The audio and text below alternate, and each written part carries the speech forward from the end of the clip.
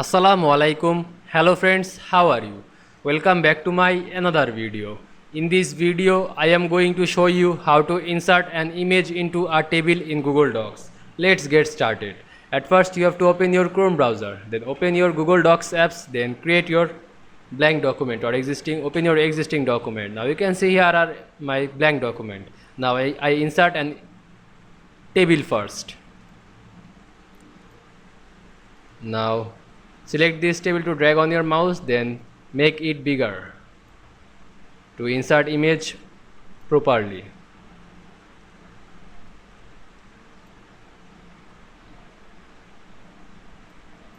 Now go to insert option menu, then click drawing option, then plus new. Now insert an image here, then click browse, then go to your image file location, then insert your image.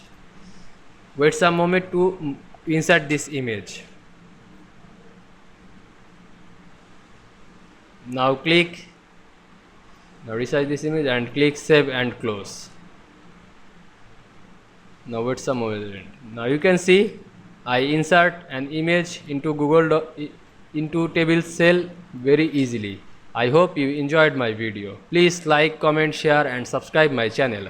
Thanks for watching.